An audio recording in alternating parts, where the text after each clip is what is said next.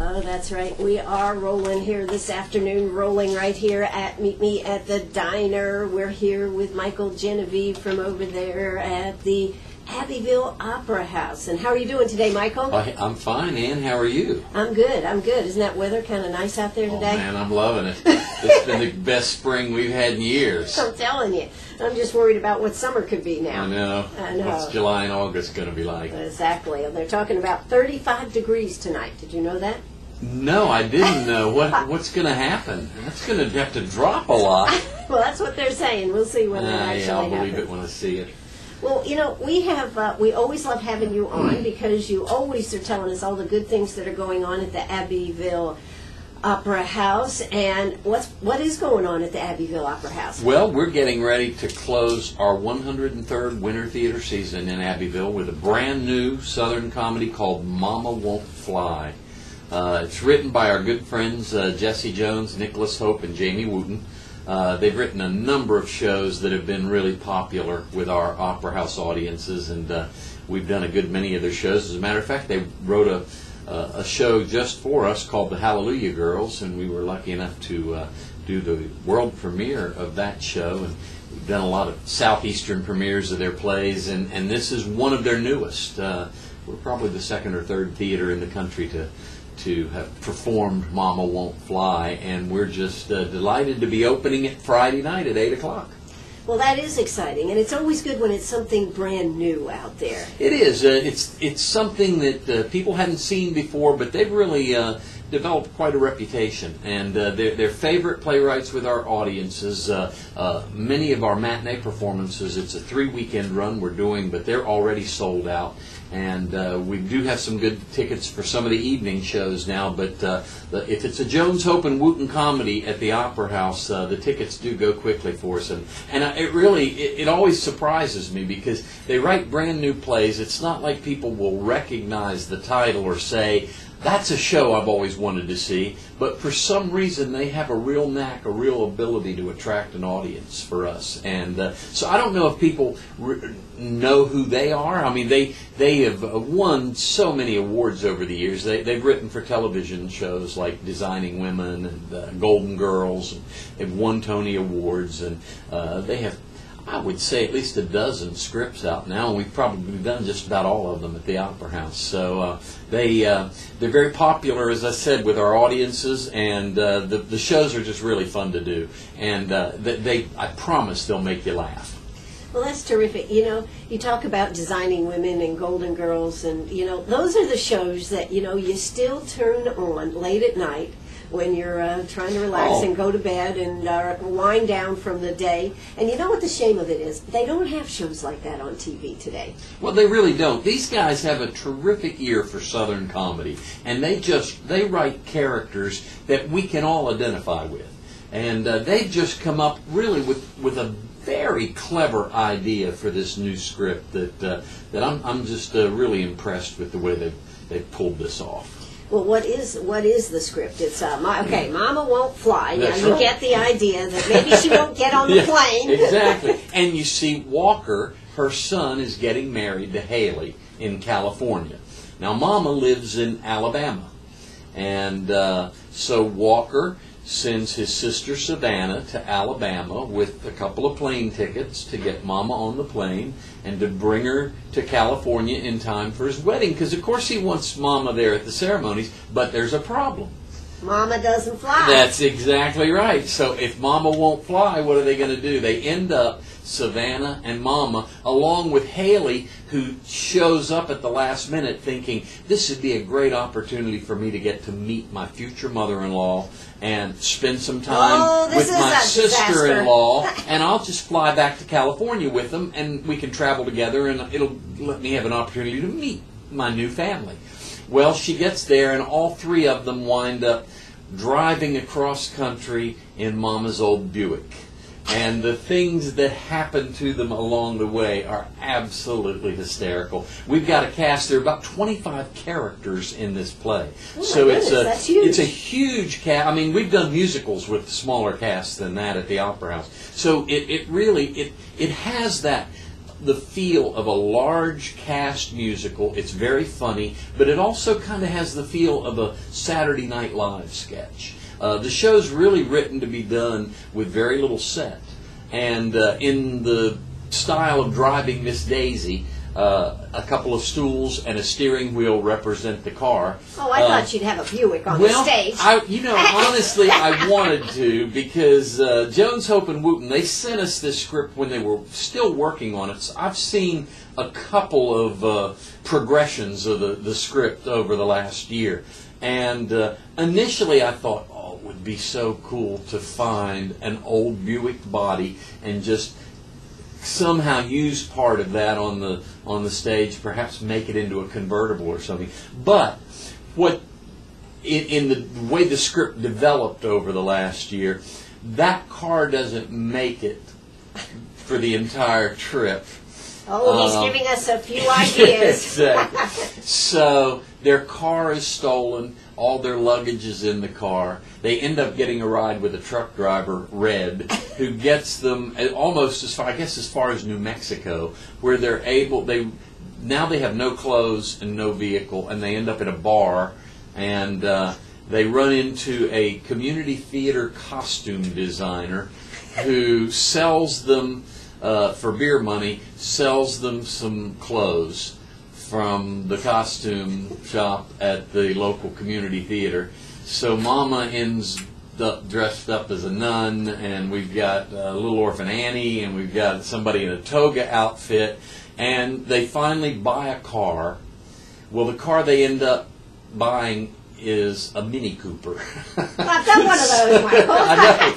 Yeah, it made me think of you when we were doing the show. So they're crammed into the Mini Cooper. It gets pulled over by a highway patrolman because that car was used in a robbery. I mean, it's just one thing after another. All the hotel rooms are full along the way, so they end up trying to sleep in one tiny little single bed that really looks more like a cot. I mean, it's just how many things can go wrong on this trip.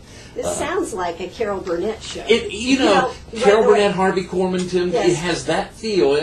When I described it, it's sketch-like Saturday Night Live, but it really does, and we even talked about it as a cast, that there really is that old Carol Burnett show to this. Sounds like and, Jones, Hope, and Wooten, I mean, quite famous and very successful television writers, a lot of their material has that situation comedy feel about it and sketch comedy feel. So we've been having a great time. We have just an absolutely incredible cast. And I think one of the reasons that those shows have played so well with our audiences over the last few years is simply because they give us what the audience wants right now, and that's just to escape and to have a good time and to laugh. And people don't want to come to the theater right now. We're not looking for reality shows. Or, we don't want to make them sad. I think they're concerned about their future and the economy and how the price of gasoline and all of those things. So if they can just come to the Opera House for 2 hours and sit down and laugh and forget about all their troubles, that's what they want to do. And I think that's why Jones, Hope, and Wooten have been so successful with their shows. Now, they, as you said, they've been writing for TV, but where do they live? Well, now they live in Asheville, North Carolina. They come there to retire? No. Actually, they decided that they were ready to leave television writing and television work. They've got impressive credentials, and they actually looked at various areas of the country. They stopped in Texas and priced property there. They went.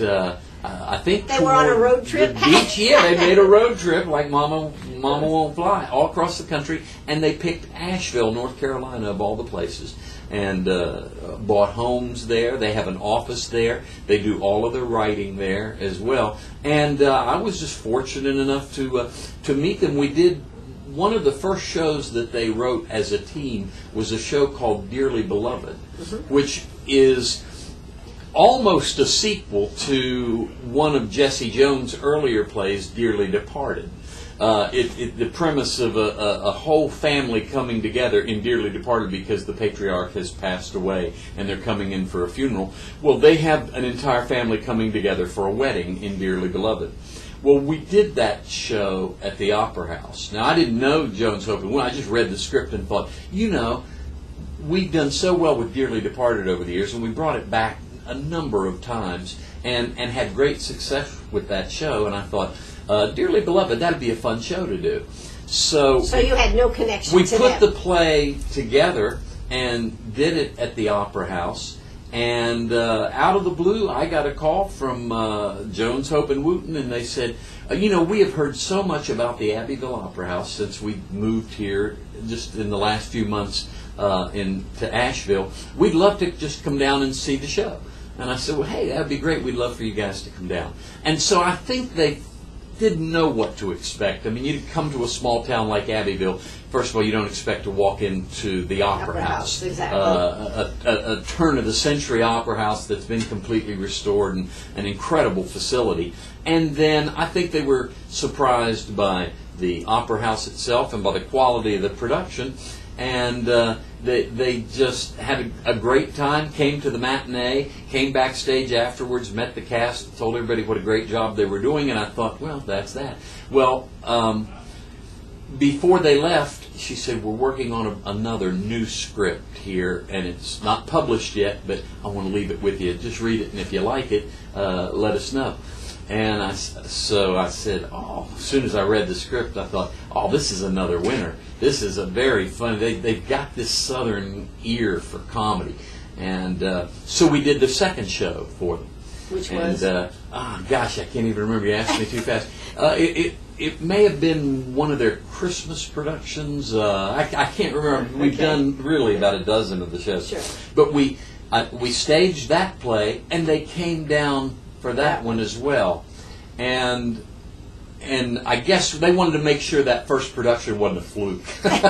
So they came down and said, you've got such an incredible talent pool here, and we love what you do with our shows. Would you be interested in premiering one of our productions? So I said, yeah, we would love to do that. And they said, well, we haven't written it yet. And I said, and you said, interesting. I said, well, what do you think it's going to be about? And they said, well, we don't know yet. We're not absolutely sure of that either, but if you're interested, that will motivate us to do the show. And I said, well, why don't we put it in next season at the end of the season? That way you've got a year to get this together. But I said, for us to put this show in our season, we're going to at least need a title. So they came up with the title, The Hallelujah Girls, and just sent me, in film we call it a treatment, just sort of a paragraph form of, here's our idea, this is the storyline, these are the characters. So we put that in our season, sight unseen, just based on the other two shows, and having met them, and they actually, we had open auditions for the show, and when we got it cast, they came to the first read-through and met the cast, and from the table read, which is what we do at our first rehearsal, we all sit around the table and read the script out loud. They were there just feverishly taking notes and things, and she said, we'd like to get one final rewrite in before you start rehearsal. So she came to our read-through. They did, or all three of them did, and they did just a few rewrites, got those to us literally the next day. They must have gone back to Asheville and worked through the night for that. They got all the rewrites for us. We started with that manuscript form on the show, and then they came to the final dress rehearsal to see the show, and we're here through opening night of that play. And then since that time, every time they have a new one, man, we'll grab it and perform the show. So they've been great friends of the Opera House, and they're delightful to work with, and we just have a good time staging their shows. Excellent. Well, that's terrific. Now, this, of course, is going to start this Friday night. Friday night at 8 o'clock, and we have a matinee Saturday at 3, and an Except it's already evening sold show. out. It is. They can call. We're in the box office Monday through Friday from 10 to 2, so you can give us a call and check on any cancellations. Or we do have a lot of groups and senior citizens, church groups, and tour buses that come to these shows. So you can call and check on any last-minute cancellations for the matinee. But we've got some great seats for the evening shows. So give us a call. It's 366-2157, and we're there Monday through Friday from 10 to 2. Well, the good thing is it is staying light later. I mean, you know, in the middle of the winter, it's hard to be out there that late. Absolutely. But with this nice weather that we're having, perfect time to go over there. So give them a call, 366-2157. We are here with the one and only Michael Genevie. They have quite a cast here, 25 people. Yes. That's a huge cast. I know, great character names, too. Savannah Honeycutt, Spud Farley. Farley. Cousin Chicken is in there. Rima Jean, Ann Ardale. It's just one after another. Edwina's a good one. Edwina and Fanny. They're protesting the bar that's opened in Nickelbone, Texas. They don't want this pub to open. And there are two brothers who own it. One, because it's in Texas, wants it to be a cowboy bar, but the other one wants it to be an Irish pub. So he's dressed up like a leprechaun. Well, you know, you can always count on the Abbeville Opera House to have a lot of good stuff going on. This sounds like a fabulous, fabulous production. It is going on this weekend, next weekend, and the following weekend. That's right. We have a 3-weekend run, and then, you know, before you know it, we're going to be into our 33rd summer theater season that starts the 1st of June. So. It's hard to believe. Never ends. I know. Yeah, tell me about it. Yeah. Well, you also are working on with a children's theater now. You've got a children's theater. Yes, we've reactivated our children's theater. We've had the Opera House, or Abbeville, has actually had a youth theater since the late 50s, when Fletcher Ferguson helped create that. Fletcher Ferguson. Fletcher Ferguson, that's right.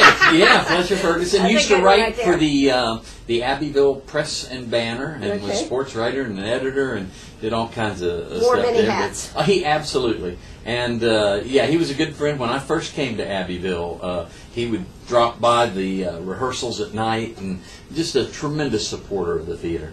But most of our winter season shows will have roles for young people. We'll do something like The Sound of Music, and there'll be kids for that, or Cheaper by the Dozen and things. But this spring, there weren't that many great roles for young people in our spring season and coming up for the summer. And we just thought it'd be a good time to reactivate the youth theater. And we were fortunate enough to get Ryan Hewitt to agree, so he is the new director of the Abbeville Opera House Youth Theater. He teaches classes on Tuesdays and Thursdays from 4 to 5 every week at the Opera House. For grades, one class I think is grades 1 through 6, and then he has another class for 7 through 12. And then he had open auditions for his first youth theater production, was just a couple of weeks ago, called May I Have Your Attention Please, which dealt with the subject of teen suicide. Very serious topic, and they had a great question and answer period with some professionals and counselors who deal with that subject after the show, and the cast came back out. And as a matter of fact, Ryan had the playwright here for that. She lives in Louisville and came down just to see his staging of her production. So that was exciting. It was a great way to kick off our youth theater, and he's over there every Tuesday and Thursday teaching the classes. He's going to do a summer camp at the Opera House this year for kids too. So it's a great experience, and there's just been a tremendous interest. He's had lots and lots of people sign up, so we're very excited about that. Well, that's great. I think that's excellent to have brought that back. You, of course, are going to have an excellent summer season. We're going to talk a little bit about that when we come back after South Carolina news. Do want to tell you what the temperature is out there right now, so let's check it out. What have we got going here? Oh, there's a picture on Facebook. There's Michael Genevie right now, and, of course, your host here, Ann Eller. But what do we got here today? Right now, temperature outside, gosh, it says... I feel like it says 63 and light rain. Feels warmer than that. Yes, it does. And drier. Yes, and we are here in Greenwood. Yes, we have the right date here. Sometimes you wonder. Look at that. Yeah. All right. Greenwood, North Dakota. Maybe. Oh, there you go. That's the problem. No, it's Greenwood, South Carolina. What are we looking for tonight? Mostly Mostly low, 38 degrees tonight, Michael. Right. That's right. Tomorrow mainly sunny, high of only 68 though. And tomorrow night clear skies, low of 42. So that's what we're looking at there. And while we're here, we ought to check the price of gold. Man, we have been busy with people selling gold here today, Michael. It's gold has been up. Let's check and see what it is. Did it stay up? What did it do? Right now, let's check it and see what right near the end of the day it is. Up, down, what did it do? We are at, for gold, the price is, well, the price is $16.57.80, so almost $16.58. Silver, $31.57. So if you've got it to sell, you know the best place to come, right here at Sharp Facets Gallery on the 72 bypass between Bank of America and Burger King. I am here with Michael Genevie. We are going to hear South Carolina news and, of course, a word from our sponsors. If you've got a question for us, though, give us a call, 229-7984. That's 229-7984. We're right here in the back of Sharp Facets Gallery. Come by and see Michael. Come by and see me. We're right here. Hey, news is up. We'll be back. Oh, that's right. We're back here at Sharp Facets Gallery. We're with the one and only Michael Genevie. He, of course, is the executive director over there at the Abbeville Opera House. You know, one of the questions I want to ask you is, you know, when you try to come up with a good selection of plays that hit all the nerves, and of course being a small opera house, you got to try to get them all in there. How do you make those decisions on what to put in? Well, you know, we're always looking. That's probably the hardest thing to decide is what shows are we going to do, and finding new scripts. I mean, we go through so many plays.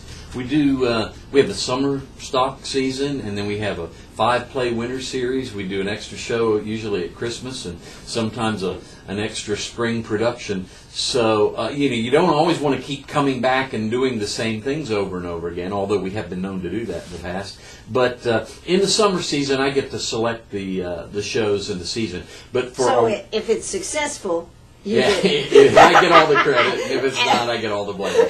So, but in the winter season, we have a play reading committee.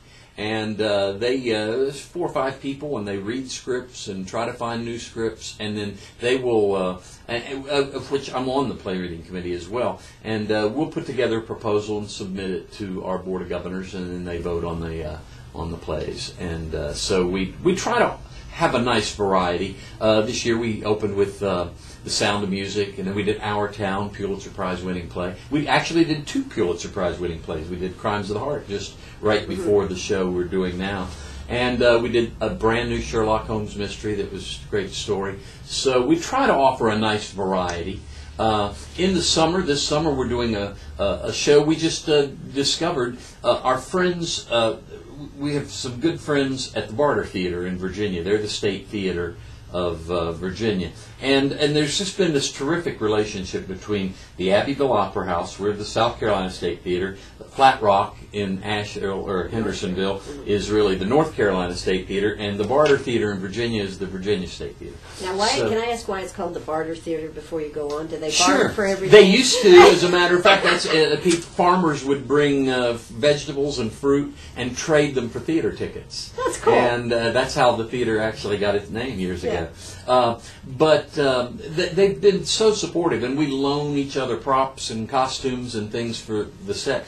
And our friends at the Barter said, hey, we found this really great new musical that we were running for 4 weekends. Well, we have held it over, and we're running it 12 weeks here at the Barter Theater to sold-out houses. We really think you guys should look at this, because this is a great script. And I mean, it was just so nice of them to do that. Sure. And but it's not in print yet. It hasn't really been published. So they put us in contact with the writer. There's a national tour of the show. It's called Church Basement Ladies. So there's a national tour going on now with William Christopher, who used to play Father Mulcahy on MASH. Right. And it deals with the ladies who cook at a church in Minnesota. and they cook for all the events in the church. And so the kitchen is there in the basement. It's got some incredible songs, and we are right in the middle now. We haven't completely got the show cast, but we've almost got everything cast. And Tony Dunlap's got the music, and I'm looking forward to kicking off our summer season with this show. But the playwright, we said, hey, if you let us do this, and he said, oh, no, when are you going to do it? I'm thrilled that you guys are interested in the show. And we said, well, we'd like to do it in June. Could we bill this as like a South Carolina premiere? He said, I don't know, let me check, because I don't know whether the national tour is going to be coming to South Carolina or not, but I'll find out. And the next day he came back and he said, yep, I think they're going to be in Atlanta and they may be in Charlotte, but they're not going to be in South Carolina. So, yeah, That's you're great. the South Carolina premiere. And then we're closing our summer season with another South Carolina premiere of a new Ken Ludwig comedy called The Fox on the Fairway, which is all about golf. I think it's going to be one of those shows that women won't have to drag their husbands out to see. This is going to be, it is hysterically funny. Ken Ludwig wrote Leading Ladies and Lend Me a Tenor and just some great comedies. And this is his newest. So we're going to be able to do the South Carolina premiere of that show. And in between those two, we're sandwiching my favorite mystery thriller, Death Trap. So that'll be, we've got something going on every weekend all summer long beginning the 1st of June. So it's going to be an exciting season. Absolutely. Yeah. Now, but economically, how's the theater doing? I mean, these things cost money to do, folks. Oh, absolutely. People, they don't realize it when they'll come to see something like The Sound of Music, and they'll say, oh, look, they're packing them in, the square's full of cars, and it's true, we are, but the cost of producing musicals is just... it's become astronomical. $6,000, $7,000, $8,000, $9,000 for royalties, just for the permission to get the rights to do the show. Then they rent you the scripts, they rent you the music. They kind of nickel and dime you. So you have to sell out almost just to make ends meet, unless you're lucky enough to run into like one of these Jones, Hope, and Wooten comedies, which really sells like a musical for us, but it actually costs like a situation comedy, and much less in royalties, and those are the kind of shows that you dream about having in the theater. And so I think this is going to bring our 104th winter season to a really nice, successful close this year. So I'm looking forward to that, and I'm hoping that it carries on. Our tour buses, senior citizen groups, and all of those seem to really be picking up at the Opera House. They have picked up a good bit this year, so if gasoline prices doesn't jump too much more, I think we'll be good to go. Well, that's good to hear. You've had a new roof put on. We did. We just finished that. The scaffolding, if you've been by the Opera House lately, seemed like, well, it was months and months. We had this scaffolding all around the front of the theater, but yeah, we have a brand new roof now, so the scaffolding is all removed. The town square it's never looked better. It's just beautifully done. And they're still doing some work on South Main Street leading into town, but they've got the trees and the bushes, and they're doing the brickwork on the sidewalks and things now, and all the new lamp posts, and all of our all the electricity and everything that's been run underground on the square, so there's no cables running across like it was. So it really is beautiful. People need to come out to Abbeville. Sometimes it seems like, oh my God, it's so far away, but it's so close. Oh, 15 minutes. I know, yeah. But people talk about, all the way to Abbeville. Yeah. And we have people that come from Abbeville over here to Sharp Facets. Well, I'm coming out of town. Oh, yeah. Hey, well, how far are you coming from? Make a trip. Exactly. Yeah, let me pack a lunch. Exactly. Well, we are here at Sharp Facets Gallery. We are here with Michael Genevie. When we come back, we've got a little more to talk about. It's all about the Abbeville Opera House today. Coming up this weekend is the premiere of Mama Don't Fly right here in Abbeville. So don't you go away. We'll be right back. Oh, that's right. We're having a happy afternoon here. In fact, coming up after this show, it's Happy Hour with Ann. Yes, we're going to... I'll drink to that. Absolutely. The thing about it is, I can drink because I'm not driving. Yeah, Yeah, you're home. Exactly. So I hope you'll stay right with us when we get finished at 5 o'clock. Happy Hour with Ann. It's got some great music, if I do say so myself, a little news, a little good stories, and just kind of winding up and trying to get you with an attitude adjustment as you go home at the end of the day. So that's what we'll be doing right there at 5 o'clock. But, one of the things I was thinking about, where does your audience come from? It's kind of interesting. The Opera House has always kind of been a regional theater. Our talent pool comes, of course, from Abbeville and Greenwood, but we have a lot of actors from Augusta and Columbia and Charlotte and Greenville who come and work with us. But our audiences not only come from Abbeville and Greenwood, actually that's a really small percentage of our attendance. About 85% of the people who come to the Opera House come from outside the state of South Carolina.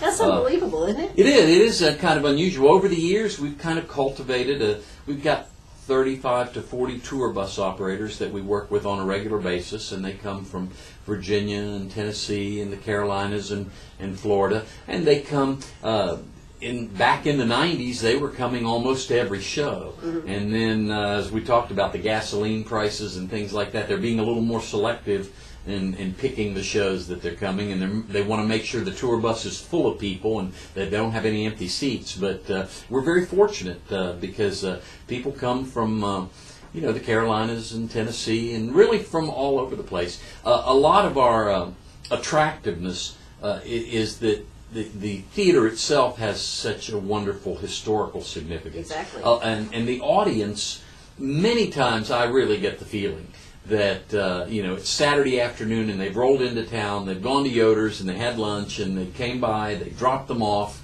in front of the theater, and those people get out of the bus. They know it's Abbeville, they know they're coming to the Abbeville Opera House, but they probably have no idea what it is they're going to come to see. It's the play, because we're in Abbeville, and then we get back on the bus when this show's over, and we're going to Florida. So, and we're so conveniently located midway between New York and Miami. Yeah, so, well, there you go. But you could do a play about that. Yeah, I guess we you have could. known. Yes, but okay. We do, and we do have a lot of season ticket holders though from Greenwood and from Columbia and Augusta and in that area as well. But really, our bread and butter is our tour bus business that we've kind of built up over the years. That's terrific. Now, of course, not only is the Abbeville Opera House there, but good places to eat and come and spend the night. Yeah, we've got great antique gift and curio shops, lots of bed and breakfasts in the area, and it's just a lot of our audience members, they'll come early on a Saturday and tour the square and go and have lunch and then come to the play, or they'll do the matinee and then go out to dinner in the evening. The restaurants in town are really good about getting everybody in. And if you tell them, hey, I'm going to the show tonight, they'll get you out in time to make that 8 o'clock curtain and things. So it works quite well. And honestly, I don't think Abbeville has ever looked better. It's beautiful, and we've got just great antique gift and curio shops around. Well, you've got an excellent chamber there that's working hard to make sure that things are coming together and making it a destination. Mm-hmm. Absolutely. Well, one of the things I was thinking about, you've been on the show so many times that we don't ever give it a thought, but you're not from Abbeville. How did you end up in Abbeville would be my question. This is just an overnighter. That turned into 30 years. Exactly. Actually, when I went to Florida State University, got an MFA in directing, and then when I got out of school, I was at the Actors Theater in Louisville for a year, and then started acting and did a lot of dinner theaters. Back in the 70s, they were just starting to die out, but they were still popular enough that and you traveled to different ones. Right, and you'd do a month in Atlanta at the Barn Dinner Theater, and then you'd be in Montgomery, Alabama at the Lamplighter, and you'd be over in Jacksonville for a month at the Alhambra, and so I was working. So you were a gypsy. Exactly. And I realized that a lot of these dinner theaters, we were booked out of Atlanta to Montgomery, Alabama, and from Montgomery we're supposed to take this play to Columbia, South Carolina, because they had a dinner theater at the time. Well, they wanted to hold us over in Montgomery. And I thought, what's the guy in Columbia doing? what if he doesn't want to hold his show over and wait for this? How does this work? Right. And so after about a year of doing that dinner theater circuit, I decided I put together my own touring company. And we sold package plays to dinner theaters and resorts and country clubs. We had 14 shows that were on the road at any one time. And I did that for 8 years. So I That's a headache. traveled, and I loved Did it. you love People it? say, "Oh, you know, that'll get old," but I no, like but- eating in restaurants. I like staying in hotels. I mean, I enjoyed that. So we traveled year round for 8 years, and we were someplace performing, like at Hilton Head or Amelia Island or some resort. And a fellow in Abbeville by the name of George Settles, who was at that time the director of the development board, he saw us performing and stayed around after the show and said, "I want you guys to come to Abbeville because I want you to see this theater that we have there." The community theater, the community had actually restored the theater in 1968, and the community theater moved in and they did a community theater season for the next 10 years. And then in 1978, they decided they'd like to see what the response would be to a summer season of shows. But they knew they couldn't do it with an all-volunteer group like a community theater group. So they booked us in one summer, and we just did a couple of the shows that we were touring. But as soon as we walked into that space, you know, performing in the round in dinner theaters or working country clubs or convention groups, when we walked in and saw that 100-year-old opera house, I mean, it was incredible. And we did the first season of shows. And we were lucky to have 35 or 40 people in the house on the weekends. Mm-hmm. But we decided, let's come back the next summer and do a full summer season. Now, we weren't in residence exactly. We would just come in and we did 10 plays in 10 weeks. Wow. So we would come in Friday, set up, do the show Friday night, do a Saturday matinee or a Saturday show, and I think we did a Sunday matinee back then. And then we would hit the road on Sunday, drop the set off at our offices in Columbia, and head back. We had a summer season at Kiowa Island that year, and we also had a summer dinner theater going at Fripp Island. So we made the rounds that summer. Doc killed us. And we decided the third year we would come and be in residence at the Opera House. And we were the first theater company in residence there since 1917, and it was... that season has now grown. This will be our 33rd summer theater season there. So I guess you it's could kind of say happened you're that way. really in residence there. I'm really in residence there, yeah, absolutely.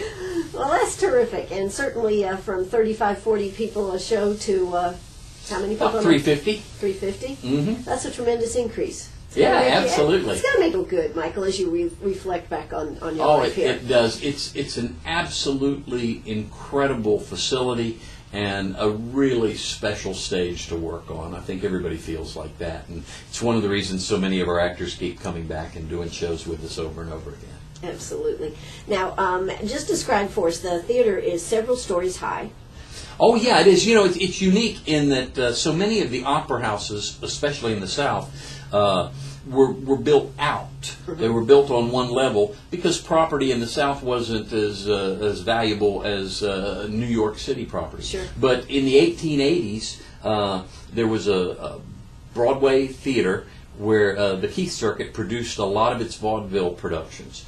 And one of the most popular tours was from New York to Richmond and from Richmond to Atlanta. So for a number of years, for about 20 years, Abbeville was always an overnight stay for all of these New York companies coming through town. And the community got the idea, if we had some kind of a facility, we could sponsor all of these New York shows coming through town. So they wrote to the producers in New York who sent them the ground plans to a theater in Manhattan.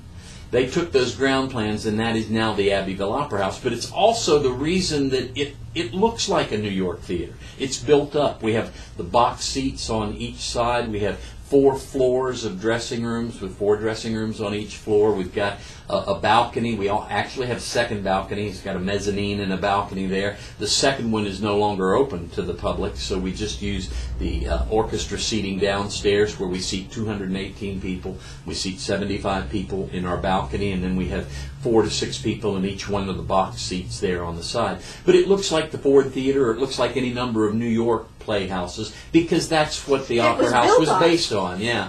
And I think it surprises people. That's one of the things when you walk down in. Well, I'll have friends who will come to visit, and of course, the first thing they want to do is come see the Opera House. And when you walk down the steps into the theater, it's like you've been taken away. It is surprising. I love it.